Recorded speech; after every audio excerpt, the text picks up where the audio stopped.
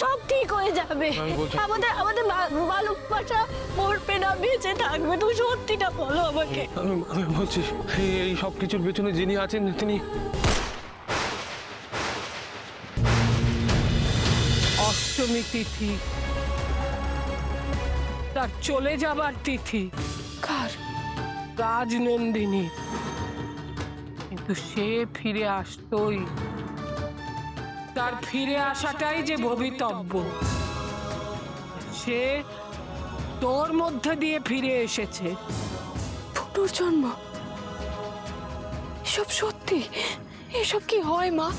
আজ সব জানার দিন, আজ সব শেষের দিন, আজ সব শুরুর দিন।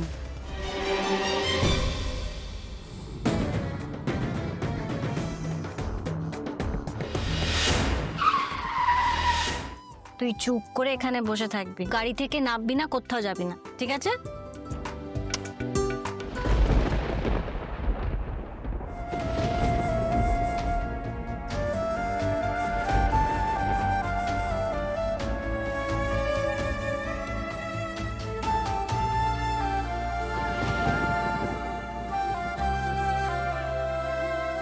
হাত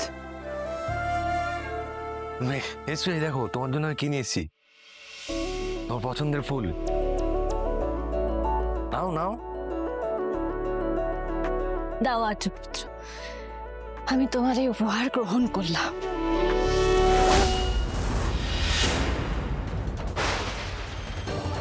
কি হয়েছে?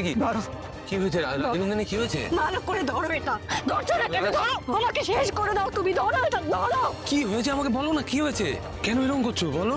আমি তোমাকে আজ যা প্রশ্ন করব তুমি তার উত্তর দেবে। সত্যি কথা বলবে আমাকে। তোমাকে এখানে কেউ পাঠিয়েছে, তার হয়ে তুমি এখানে এসেছো? আমার কথাটা শোনো, আমার কথাটা শোনো। হ্যাঁ, বলো। হ্যাঁ, কিন্তু আমার কথাটা শোনো, জি, আমার কথাটা শোনো। তুমি এতদিন ধরে আমার আমার মাকে, আমার ভাইকে ঠকিয়েছো। না না না না সবকিছু ওলট পালট করে দিলে তুমি। না রাজ, আমার কথাটা শোনো। সবকিছু এলোমেলো হয়ে যাচ্ছে আমার। এই সবকিছুর পেছনে তুমি আছো না? আমার কথাটা একবার শোনো রাজ। আমার না না,